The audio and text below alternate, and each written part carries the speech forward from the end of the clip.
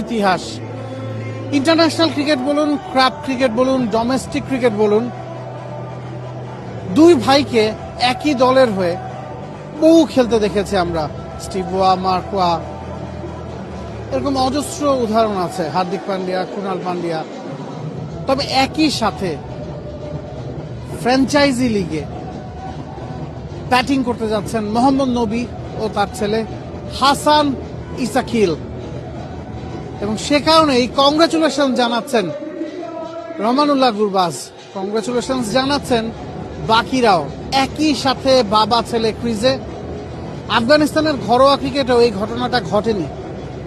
শাপাগিজা টি-20-তে বাবা ছেলে খেলেছিলেন দুই দলে। নোয়াখালী বাবা ছেলেকে এক করে দেখালো। সপ্তম ম্যাচে এসে প্রথম জয় পেয়েছে নোয়াখালী, এবং অষ্টম ম্যাচে এই অভূতপূর্ব দৃশ্যের আবির্ভাব, বাবা ছেলে একসাথে ক্রিজে। ইন্টারন্যাশনাল ক্রিকেটে এই ধরনের ঘটনা কখনোই ঘটেনি। ডোমেস্টিক ক্রিকেটে West Indies legend sir Vivian Richards ও তার ছেলে মালি রিচার্ডস একই সাথে ডোমেস্টিক ক্রিকেট খেলেছেন। তবে বিপিএল এর মতো বড় ফ্র্যাঞ্চাইজি লিগে বা এই ধরনের টুর্নামেন্টে এই ঘটনা এবারই প্রথম। অ্যাবসলিউটলি। আরো একটা এক্সাম্পল যদি দিতে হয়, লালা অমরনাথ এবং তার ছেলে সুরিন্দর অমরনাথ, তারা দুজন একসঙ্গে খেলেছেন, তবে ইন্টারন্যাশনাল স্টেজে নয় বা এত বড় স্টেজে নয়। এবং সেখানে দেখা যাচ্ছে যে এই যে একটা বিরল দৃষ্টান্ত, সেটার সাক্ষী এবার বিপিএল হয়েছে। এবং একই রকম করে খেলেন, যেটা আমরা প্রেস বক্সেও ডিসকাস করছিলাম।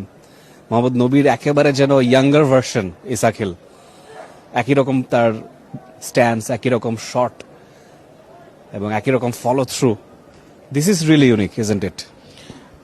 অফকোর্স, এই কথাগুলো আমরা আসলে বলছিলাম। যখন ডিফেন্সিভ শট খেলছেন তখনও বাবার সাথে ছেলের মিল, যখন অ্যাগ্রেসিভ শট খেলছেন, ব্যাক ফুট বা ফ্রন্ট ফুটে এগিয়ে বেরিয়ে এসে যে ছয়গুলো মারছেন, সবগুলোতেই নবীর ছাপ যেন একেবারে ফুটে উঠছে। এবং এখন দর্শকরা আসলে কিছুটা বিভ্রান্ত হতেই পারেন যে কে ব্যাটিং করছেন, মোহাম্মদ নবী না হাসান ইসাকিল।